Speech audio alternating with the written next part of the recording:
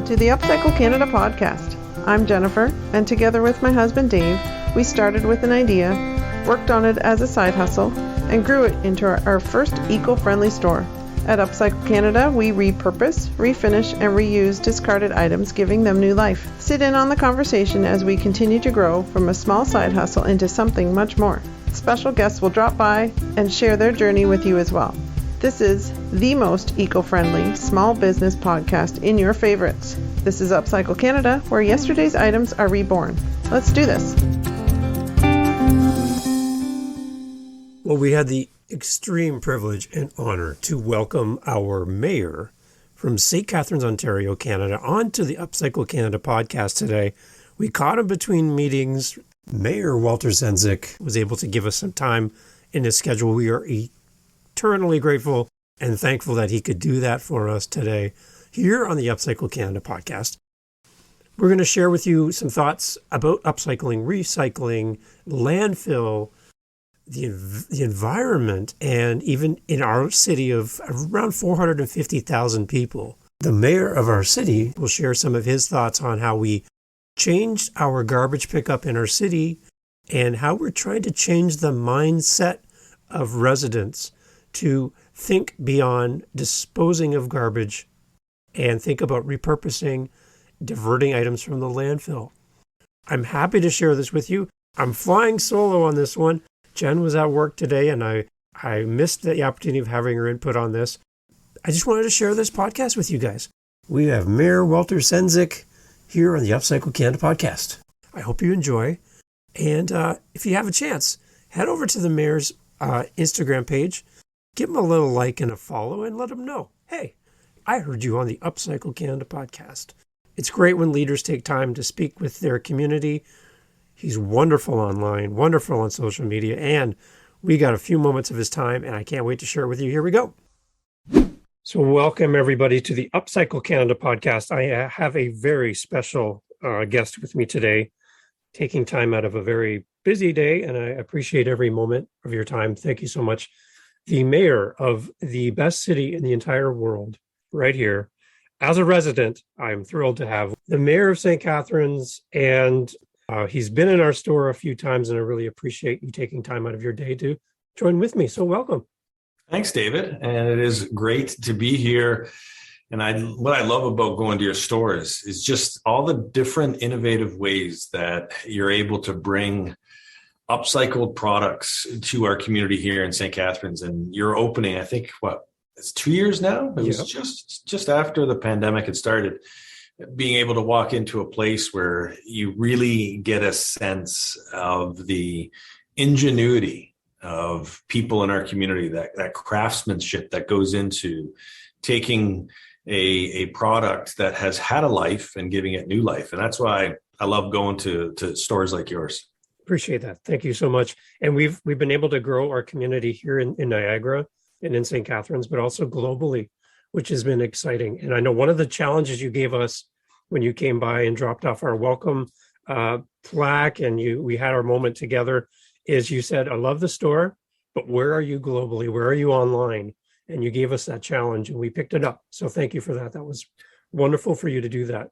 Well, it's such an important, when you look at, even if I can just briefly talk about the pandemic, when you look at the importance of where people are getting their information today, and being able to have a online presence really just drives home all the work that you and your team are doing and creating that larger space that people are able to see, to give a window into how products can be redesigned in very creative ways. And the fact that you have a digital footprint now is so important. And so congratulations on doing it. And great that you took me up on the challenge.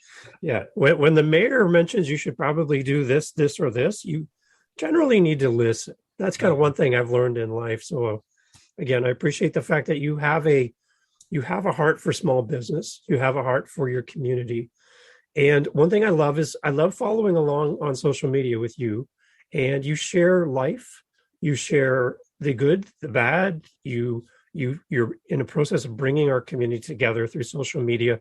How has social media opened doors for you in your role to speak to your community with as a person? How has this social media helped you? Well, it's really uncovered the different channels that people use to communicate with each other. Mm-hmm. And one of the concerns I had early on in my first term as mayor is, how are we as a collective and within the city communicating with each other, and how is people accessing that information? And so being able to utilize Instagram or Facebook or Twitter or LinkedIn, and trying to connect to people on where they're having conversations became a really important focus of myself and my team here at the city. And so it's an opportunity to share what's going on in the community, but also give some insight as to the role of the mayor and what the mayor is doing, and what my personal life, what I'm doing in my personal life, because it's all interconnected. And it's a really unique way to start conversations, to jump into conversation, and to help lead the community during some, maybe challenging discussions that we're having. This is probably, I would say, probably the most challenging time to be in a place of leadership. And there's a lot of people coming to you for answers. There's a lot of noise, obviously, in the world. And for you, I would anticipate you'd have to filter through some of that noise and bring people together. And I guess that's what you're trying to do through social media. Yeah, it's also getting to a place where you ask questions of yourself. Why are people talking about this? Where is the information coming from?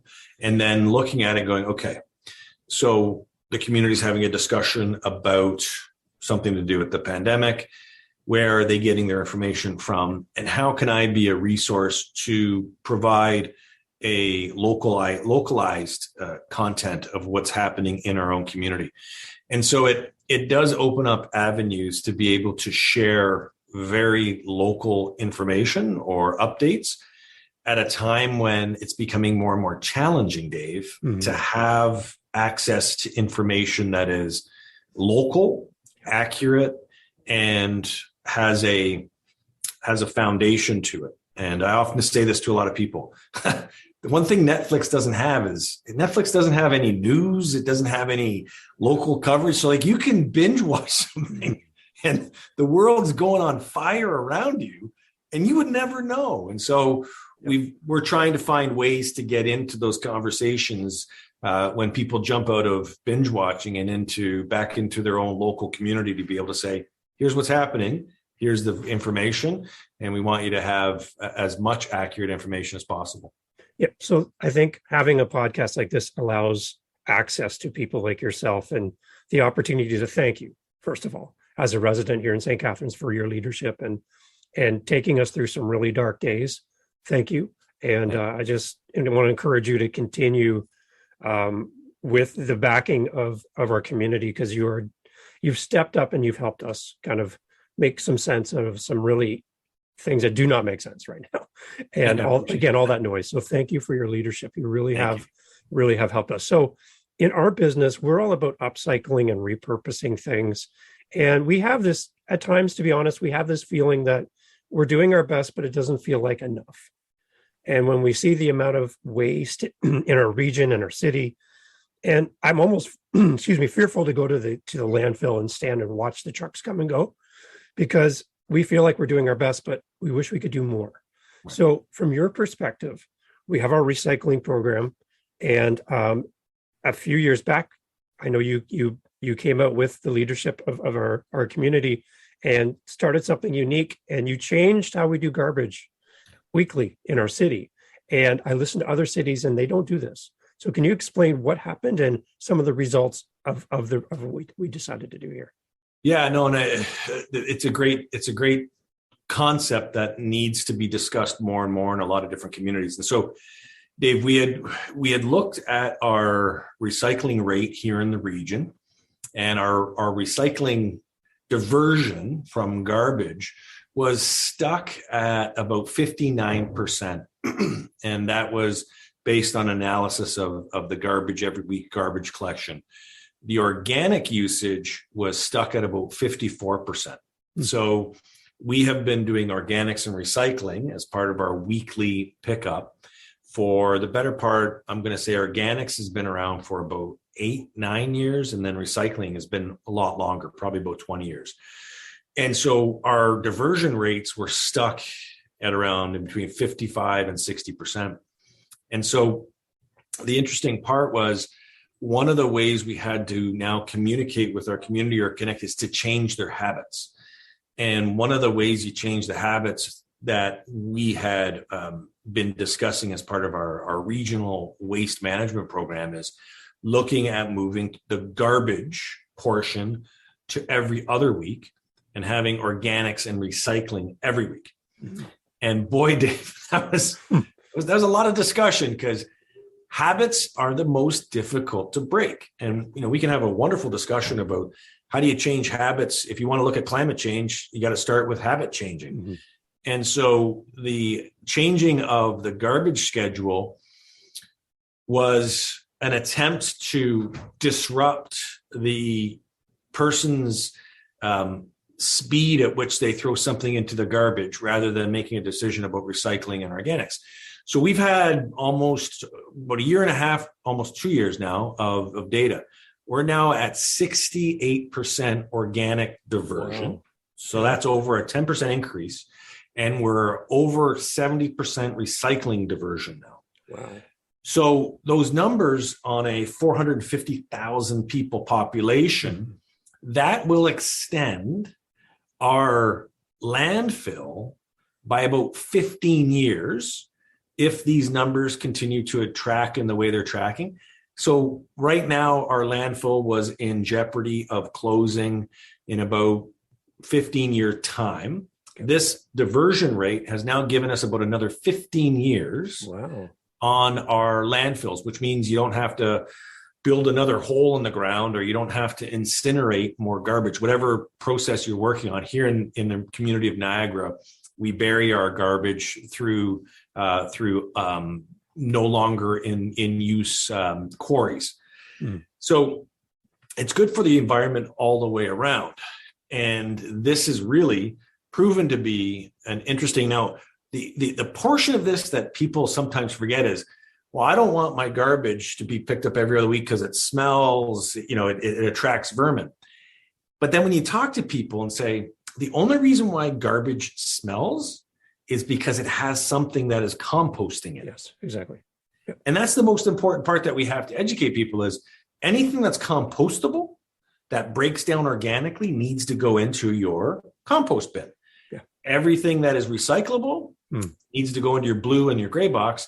The rest of the garbage, I can tell you, me personally, we're down to one garbage bag every 2 weeks. And what I mean by that is I could probably put that garbage out once a month now if I really wanted to. Yes. Yeah. Because it's just a regular sized garbage bag and it has nothing that's organically breaking down. So I could just leave it somewhere and I could put it out every month. Now, not everybody has that same experience, but with the increases of diversion, it shows that it works. So everybody has a spot to play in this, right? It's not your problem as the mayor to fix this for us. And that's your job. It's our job, right? As residents to step up and be part of the solution, right? And we can change policies. So that's really what habit change is for community leaders to look at how do we change policy to change some habits. And I'll be honest, I had to go to the local waste facility a couple of times this summertime. And like Dave, when you said you wouldn't want to go to a landfill and just stay there for a day because of how much waste you'll see, it astonishes me how much we are still throwing out that are, and I believe to be goods that can be reused and recycled. And so when we go from organics and recycling diversion, we now need, when that's in place, we now need policies that start to look at the bigger pieces of waste that we too often just throw to the curb that could be upcycled. Yeah. Yeah. And I connected through podcasting and through just life in general with the great people at the Niagara Furniture Bank downtown. And they have another arm of their business called UpCycle for Change.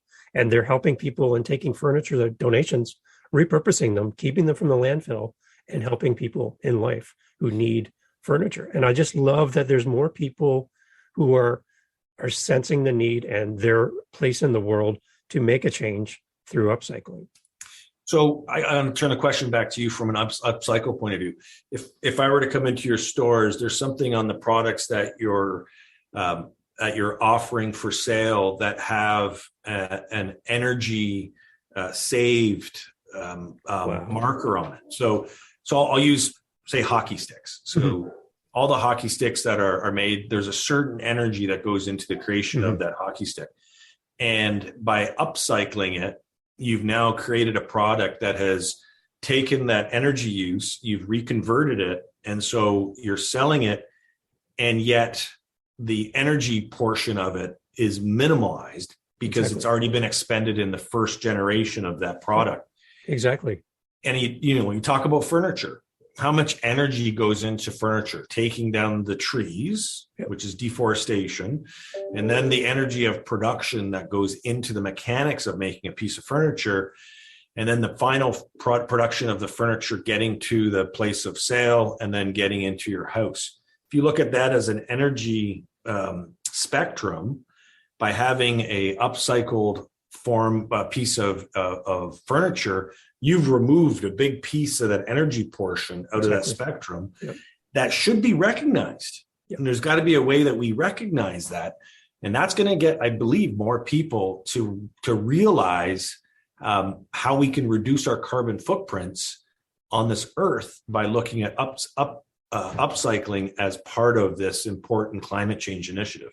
Yeah, and I know you got to jump to a new meeting coming up soon. But I think the other part of it is the natural resources that are consumed in the manufacturing process. So like a pair of jeans takes an amount of water just to make the pair of jeans, right? So if we can increase, just like you were talking about the landfill, if we can increase the length and the lifetime of a landfill, if we can increase the lifetime of a product, we can definitely have an impact on our environment. And when you look at, the more this fascinates me, the whole area fascinates me because, changing people's habits, part of this is the learning piece. And again, showing on a piece of furniture again, how many trees were saved by this being purchased by a individual? And this is where, climate change is a big issue.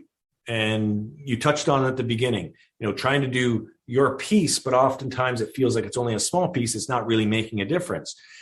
But if we, as government, I'll use the word big government, people get upset with government, but as government looking at policy tools, and one of them should be, is there a way that we can, incentivize the purchase of upcycled goods by doing things like removing the tax? So removing the tax on upcycled furniture, upcycled goods would create an incentive for the purchaser to be able to go to and then not have to pay the taxes on that product. Recognizing as an incentive to move away from one-time uses, first-time uses, and encouraging second and third and fourth-time uses. Excellent. Now I know you got to jump. So is there anything that you would like to share with our audience about, from your perspective, on where we're headed in the future with environment and with upcycling and repurposing? Any words of wisdom you can share? Yeah, I think, honestly, David, it's podcasts like this that will make a difference because, again, in my position, I'm often hearing, what can I do as an individual, as a young person, as a person with a family? What can I do to make a difference? The more that we can shine a light on people like you and the people that are coming in with upcycled goods at your stores, with more people who are part of your podcast talking about what does recycling and upcycling look like in their communities, that's how we're going to tackle climate change. And I said this at the very beginning, you change the habits, you can change the climate. Excellent. And we have to change our habits in order to affect climate change as individuals. And so I think this podcast can be a great change agent when it comes to changing those habits. So just keep talking about what they are and keep promoting what you're doing, because you are making a difference. Thank you for your time. I really appreciate you taking time for us today. Mayor of St. Catharines, Ontario, Canada, the best city in the world, because we have the best mayor in the world. So thank you so much and have a great day. Appreciate it. I appreciate that, David. Thank you. Okay. Cheers.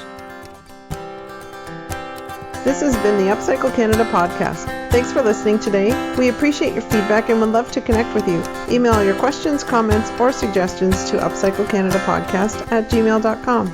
To find out more about our business and access links to all our social media sites, podcast notes, and more, please visit upcyclecanada.ca. A review of this episode on the podcast app of your choice is always appreciated. Please help us build this community by sharing our podcast with your family and friends. Our thanks to Jacob Moon for the instrumental backing track used in this podcast. Please visit jacobmoon.com for more on this talented Canadian artist. Join us again for more great topics, ideas, and practical steps to help you in your daily life. Thank you for listening. Let's keep this conversation going.